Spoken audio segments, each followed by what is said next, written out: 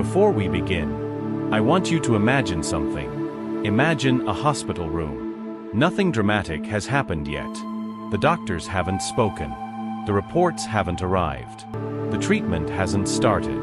And yet, someone is already suffering. Why? Because the body enters the hospital later.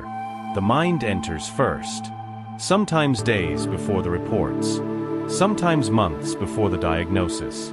Sometimes years before the symptoms. And once the mind enters, it begins building stories. Stories about fear. Stories about loss. Stories about futures that have not happened. This book is about those stories. And more importantly, how to stop living inside them. Welcome to The Hospital Mind. Pause. Turn the page. Your healing journey begins now. This book is dedicated to every person who smiled while silently struggling. To every patient who lay awake at night fighting thoughts nobody else could hear. To the people who felt fear during treatments, uncertainty during waiting, and emotional exhaustion during recovery, yet continued anyway. To the ones who overthought symptoms, imagined worst-case scenarios, cried quietly, laughed unexpectedly, and searched for peace inside hospital rooms. To every nervous system that carried more stress than words could explain. And to every human being who slowly discovered that healing is not only physical, it is emotional, psychological, and deeply human too. May this book sit beside you like a calm companion during difficult moments. May it remind you to breathe softer, think gentler, and treat yourself with more compassion. And above all, may it remind you that you were never weak for feeling afraid. You were human for continuing anyway. This book was written for the silent battles people fight behind hospital doors, behind forced smiles, and behind the words "I'm fine." I would first like to acknowledge every patient, survivor, caregiver, and exhausted mind that inspired the emotional truth within these pages.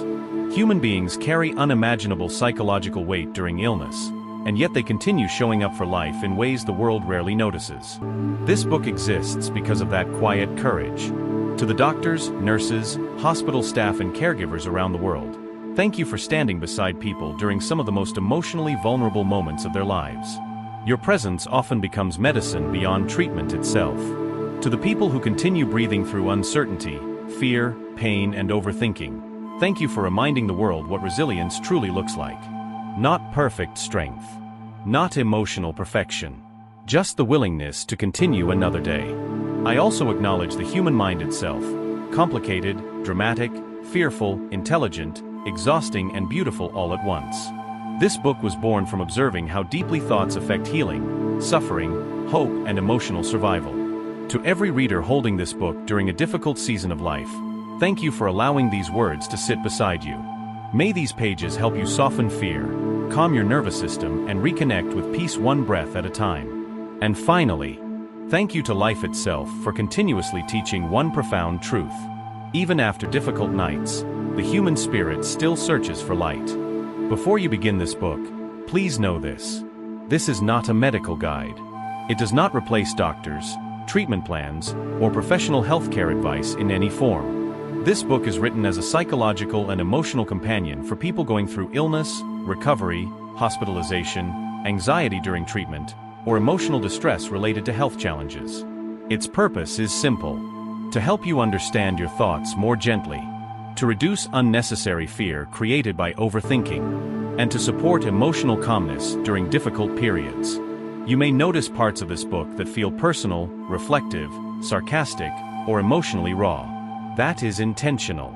Human suffering is not always clinical. It is deeply emotional, sometimes confusing, and often invisible. You are encouraged to read slowly. Pause when needed. Skip pages if something feels overwhelming. Return only when your mind feels ready. There is no pressure to finish this book in one sitting. If you are reading this during a difficult health journey, please remember, you are not alone in what you are feeling, even when it feels that way. Take your time, breathe, and allow these pages to meet you where you are. There are moments in life when the body becomes quieter than usual, but the mind becomes louder. A hospital room, a treatment cycle, a diagnosis, a recovery phase, or even the uncertainty of waiting. In these moments, life does not only feel physical, it becomes deeply psychological. Thoughts start multiplying. Fear begins speaking faster than facts. Imagination starts predicting outcomes that have not yet happened. Sleep becomes lighter. Silence becomes heavier. And slowly, a new experience begins to form inside the person. Not just illness of the body, but disturbance of the mind. This book was created for that space. For the silent mental world that exists alongside medical treatment, where overthinking, fear, hope, confusion, denial, sarcasm, strength, and vulnerability all coexist at the same time. It is not unusual for patients to feel emotionally overwhelmed. It is not unusual to imagine worst-case scenarios. It is not unusual to feel strong one moment and lost the next. These are not signs of weakness. They are signs of a nervous system trying to survive uncertainty. This book does not attempt to remove fear completely. Fear is part of being human. Instead, it gently works with the mind, helping you observe thoughts instead of becoming them, creating distance between fear and reality, and bringing small moments of psychological relief during emotionally heavy times. Inside these pages, you will find reflections on overthinking and psychological patterns during illness, dialogues between fear and awareness, sarcastic humor to lighten emotional intensity, MCQ self-reflection exercises, journaling prompts for emotional release, small exercises to calm the nervous system. Nothing here demands perfection. Nothing here demands positivity. Nothing here asks you to force yourself to feel okay. You are allowed to be exactly where you are. Read slowly. Pause often. Return whenever you need. And remember, you are not your fear. You are not your thoughts. You are the awareness noticing them. The body enters the hospital later. The mind enters first. Sometimes days before the reports. Sometimes months before the diagnosis. Sometimes years before the symptoms. The human mind has a strange talent. It can convert one headache into a funeral, one Google search into emotional bankruptcy, one delayed doctor reply into a full cinematic disaster, complete with background music, crying relatives, and slow-motion scenes. The body may still be functioning normally, but the mind? Already admitted into the ICU. Hospitals are not frightening only because of illness. They are frightening because they force people to sit with uncertainty. And uncertainty is the favorite playground of overthinking. When people cannot control the future, the brain starts manufacturing stories. Some are logical. Most are dramatic. The mind does not like blank spaces. So it fills them with fear. A patient waiting outside a scan room is not only waiting for results. They are fighting invisible conversations inside their head. What if it is serious? What if life changes forever? What if this pain never goes away? What if I become dependent?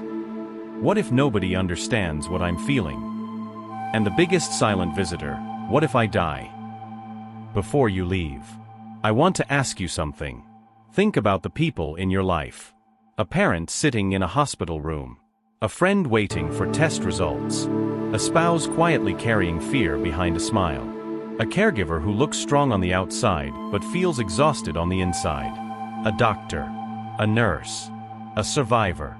Or perhaps someone who simply lies awake at night fighting battles no one else can see.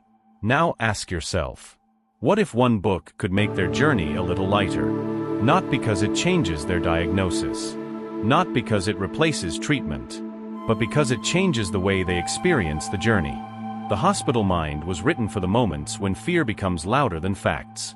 For the moments when overthinking creates suffering before reality ever arrives. For the moments when people feel alone in their thoughts. This book offers something many people never receive during illness. A calmer mind. A kinder perspective. A companion during uncertainty. Because healing is not only physical. Healing is emotional. Healing is psychological. Healing is human. And sometimes the greatest gift is not medicine. Sometimes the greatest gift is helping someone suffer less. If this message touched you, consider gifting this book to someone who may need it. A patient, a caregiver, a doctor, a nurse, a family member, a friend, or anyone carrying an invisible burden. You may never fully know the difference it makes, but one calmer thought, one deeper breath, one moment of hope, can change the direction of an entire day. and sometimes, an entire life. The Hospital Mind. REMI. Available now on Amazon. The purchase link is available in the description below. If this book helps even one person feel less afraid, less alone, and more understood, then its purpose has already been fulfilled.